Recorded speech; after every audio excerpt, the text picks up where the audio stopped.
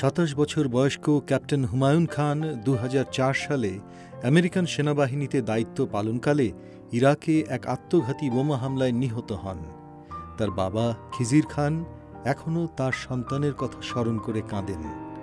Republican president পদপ্রার্থী Donald Trump যখন মুসলমান বিদ্বেষী বক্তব্য রেখে ভোট পাবার চেষ্টা করছেন, খিজির খান তখন এর তীব্র প্রতিবাদ জানান। কথা বলছি খিজির খানের সাথে। Welcome to our show, Khizir Khan. Thank you for inviting me. Thank you. Thank you. This is Khizir Khan, who immigrated to USA, and his son, Captain Humayun Khan, died in 2004 in Iraq. He was only 27 years old. And in your speech at the Democratic National Convention, you raised a question. You asked Donald Trump if he read the Constitution of this country. Donald Trump, you're asking Americans to trust you with their future. Let me ask you, have you even read the United States Constitution?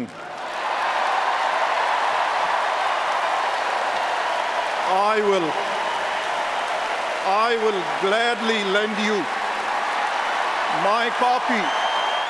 What made you ask that question? First, my salam, my greetings to all of your viewers and all of your listeners, to all of my brothers and sisters.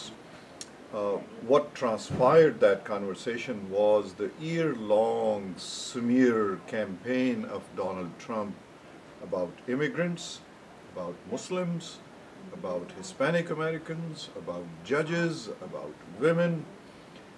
Yet, nobody had openly questioned his anti-Constitution, anti-American value statements. And the purpose of showing that Constitution, there was a message to him that whatever you're saying is against the constitutional values of this country. And he got the message. It took him a while to come around, but he got the message that you cannot discriminate in this country based on national origin or your religion. It is totally against the Constitution of the United States. So he got the message. That is why that Constitution was brought and rubbed in on his face. So since then, they have kind of mellowed down their rhetoric of division, their rhetoric of hatred and xenophobia. So hopefully we are moving forward in a positive direction, that all immigrants are as contributing, as patriotic Americans as anyone else. As you just mentioned, by raising that question, now the Republican Party has become more careful in their choice of words. But if in November the Republican Party does get elected, Donald Trump does get elected, do you really believe that he will be more respectful and he will go by the Constitution? I think his rhetoric of division and disrespect had been to garner some vote, to get some vote. Some fringe element of America's society has stuck to him and they are sticking to him. But that is not the majority. The majority is very welcoming of immigrants. Of course, there has to be rules and regulations for immigrants to come through. That is all understood and we are all in favor of that. But his rhetoric had been just divisive, just to get votes. If he's elected, for example, on the issue of Hispanic Americans, for example, he says, I will throw 11 million Hispanic American out of it. What can he do? You think the legislature will pass the law? The Congress will pass such a law? Not at all. There are people sitting in the Congress that are Hispanic American senators and congressmen. It will never happen. So that door is closed. The next door is the only thing a president can do is to issue an executive order. So what would the president do? He signs the executive order that goes to the Department of Justice. Department of Justice sends it to the various sheriffs and police department. So they go and knock at the immigrants' door and say, okay, you are illegal, president had signed the order, you need to leave. What is the next step? You go to the court. Courts are sitting. They are looking at it, that this is totally unconstitutional. So there is a chaos in this country at that time. President is issuing an order, courts are not allowing that to happen, Congress is not supporting it. So that is why I say that these things have not been thought through. This is because of the steam and the fog of election. These statements are being made and claims are being made. We will do this, we will build a wall, and I will not support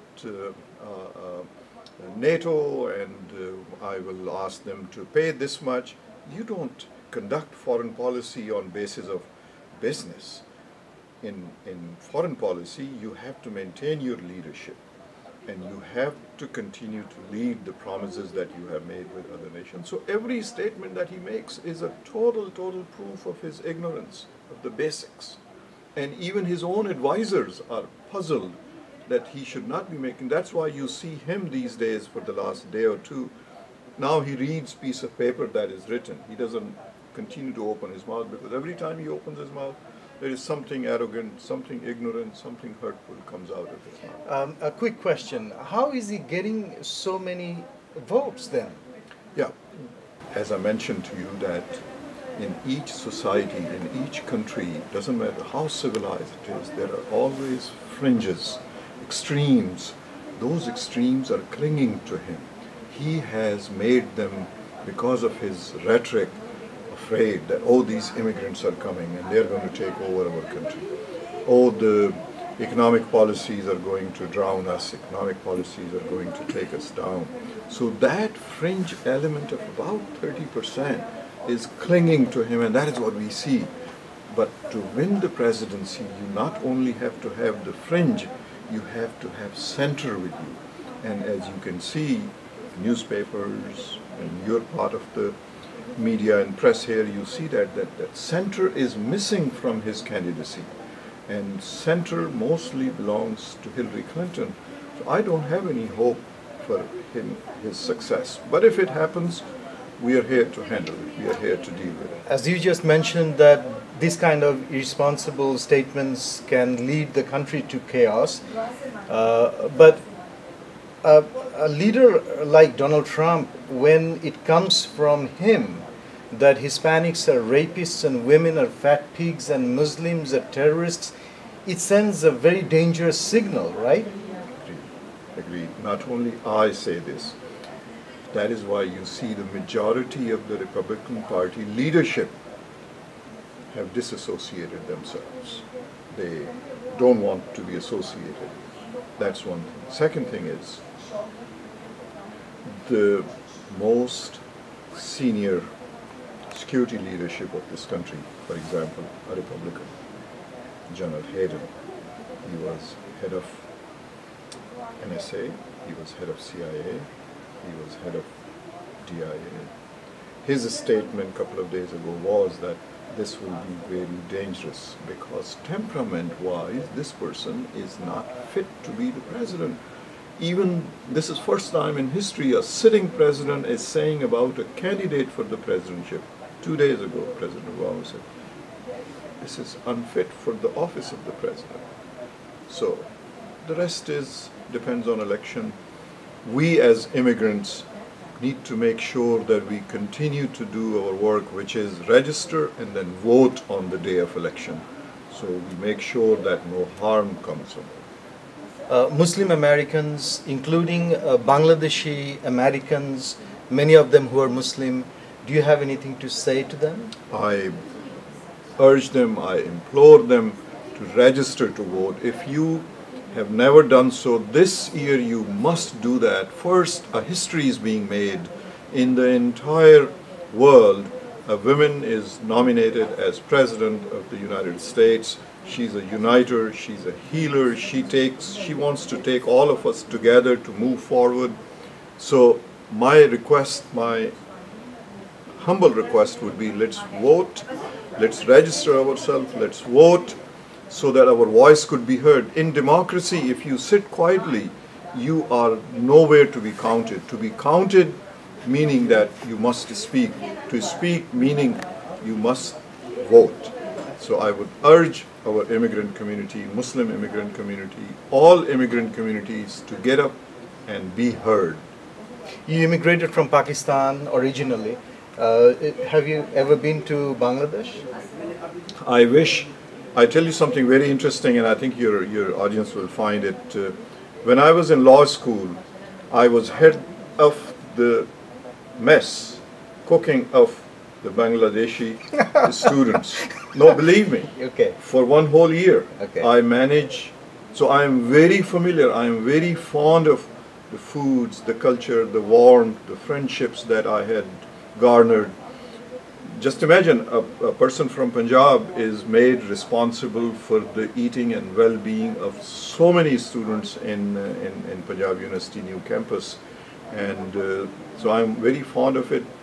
But because of the life's hustle bustle and reason to make living, earn livelihood, raise family, was not possible to travel.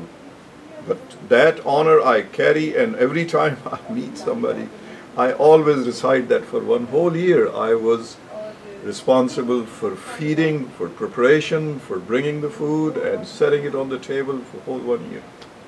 Thank you very much. We pay respect to your son, Thank you. Captain Humayun Khan, who gave up his life protecting humanity, protecting lives, innocent lives in Iraq. We pay respect to your son. Thank you very much. Thank you so much for your time. Thank you.